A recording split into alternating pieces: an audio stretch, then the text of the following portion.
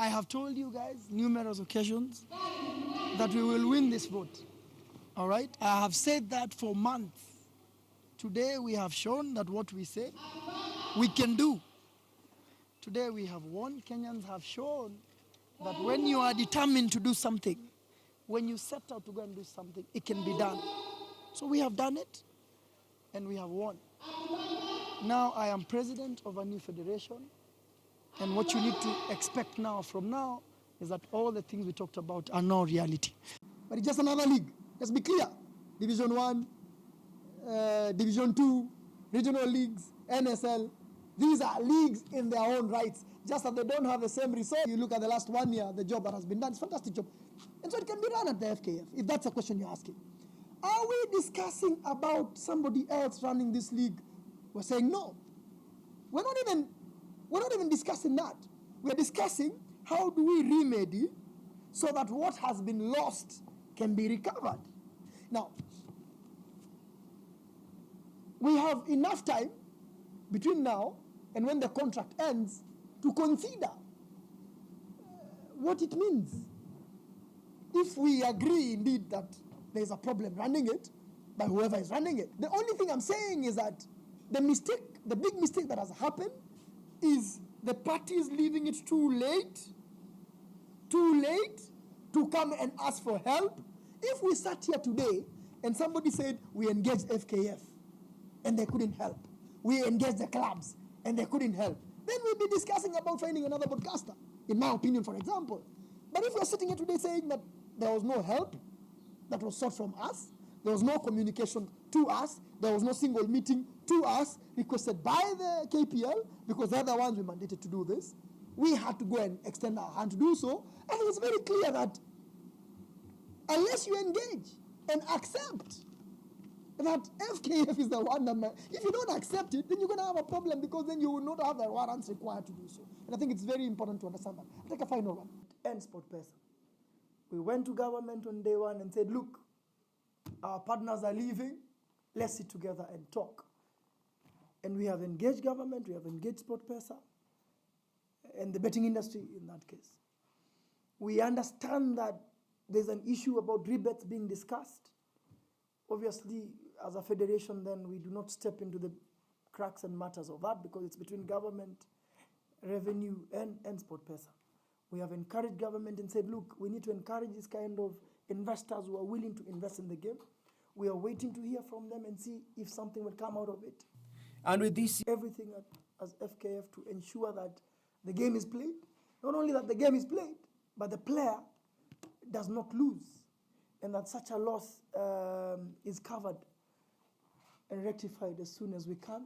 Government is fully aware, as you've heard them say, and that's what our job is. We have sensitized government to understand that it means losing jobs. Loss of funds means loss of jobs. Not only for the 16 clubs, but for the NSL, the Division 1 and the Division 2. It's a tough time, especially because I'm well informed that the KPL has not secured a broadcaster. And therefore there's a gap in funding as has been created since last year. SportPesa is not there. My message is that we are doing everything. We shall do everything as FKF to ensure that the game is played. Not only that the game is played, but the player does not lose. And that's what our job is. We have sensitized government to understand that it means losing jobs. Loss of funds means loss of jobs. Not only for the 16 clubs, but for the NSL, the Division 1 and the Division 2. And therefore, we cannot play around with jobs for our youth. So that's why we're going every day and pushing very hard to make sure that this gap is understood and it's covered. 18.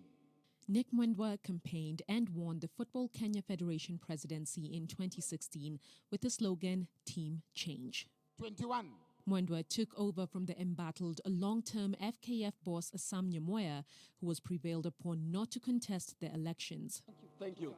The more things change, the more it appears they remain the same. move away, everybody. In December 2015, the Directorate of Criminal Investigations recommended the prosecution of Nyamoya and Secretary General Michael Esakwa following investigations into the Federation's use of funds meant for Harambee Stars' trip to Cape Verde. 5 years later, and the FKF leadership is again on the DCI radar.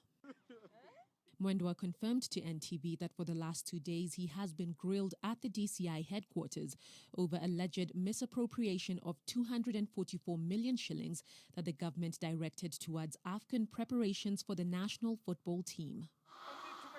Mwendwa is also on the frying pan over the misappropriation of 125 million shillings that was paid to WTS Media Group Limited for the purchase of an outside broadcast van. The firm went into liquidation and the van was never delivered. The DCI grilling comes in the wake of revelations by Harambee Stars captain Victor Wanyama that the FKF wanted a substantial share of a 50 million shillings bonus reward promised by Deputy President William Ruto to the players for qualifying for the AFCON 2019. Mwendwa is also battling legitimacy issues. His term was to end at the end of February, with elections that were set for December last year being nullified, postponed and cancelled as a result of numerous court cases at the Sports Dispute Tribunal. Under his tenure, Mwendwa pushed through for the expansion of the Kenyan Premier League, a decision that contributed to the departure of South African broadcaster SuperSport. This has seen the once vibrant KPL become a pale shadow of itself, with sponsors giving it a wide berth to the detriment of Kenyan footballers. As he juggles between battling the DCI investigations, the FKF election drama, the FKF takeover of the running of KPL, Mwendwa definitely has his work cut out to keep his initial pledge of bringing change to Kenyan football.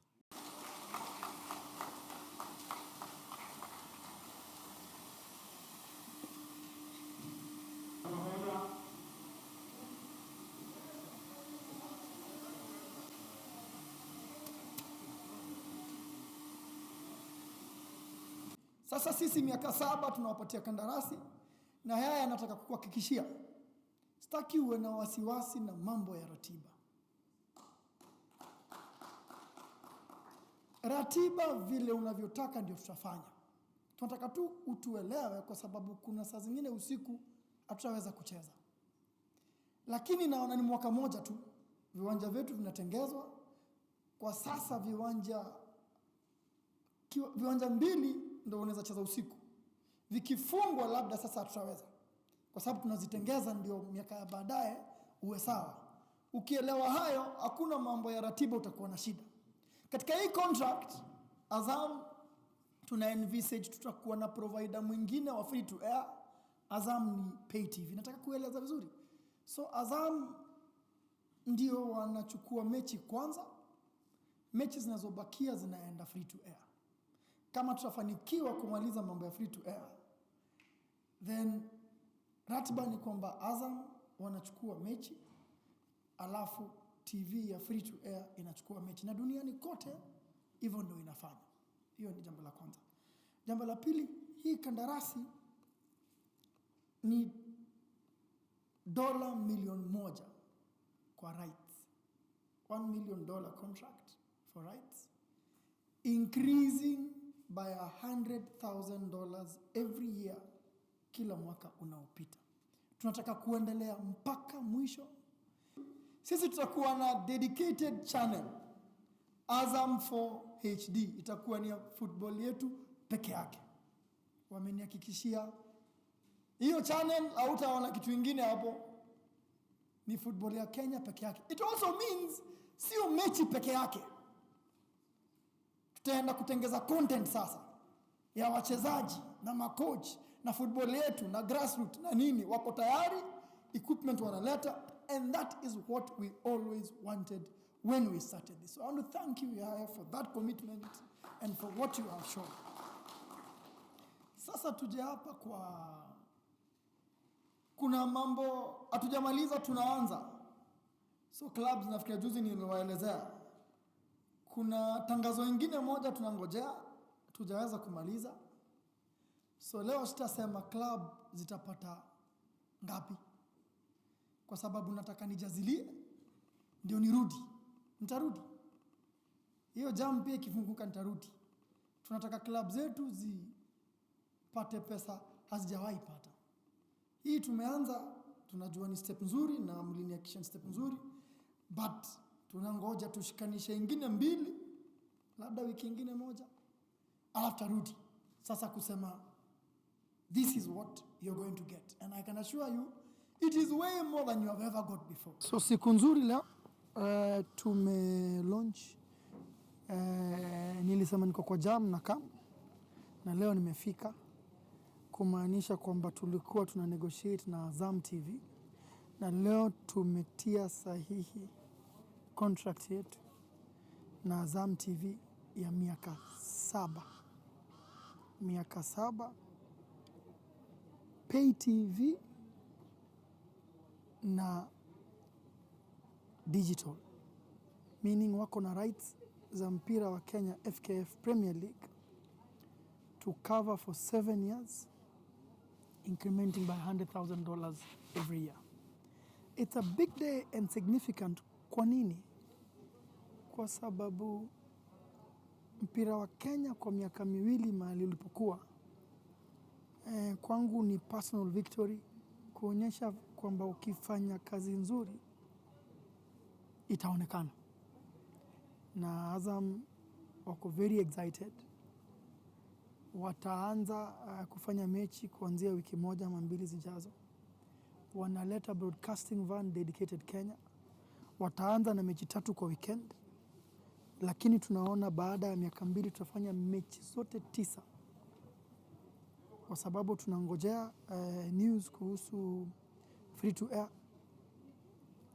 Tuna mkataba mwingine wa free to air, tunamalizia, tunangojea ratiba fulani iishe, na ikiisha basi tutakuwa tumeshikanisha free to air na pay TV broadcaster 2, na itakuwa historia kubwa sana Kenya. Leo ni historia, lakini itakuwa historia kubwa sana Kenya tukifanya hivyo. Na kwa sababu ya hayo, tukiweza kukamilisha hiyo TV nyingine, itakuwa ni record amount kwa club zetu za Kenya watakayopata kila mwaka kuendesha mambo yao ya club kwa miaka ijayo.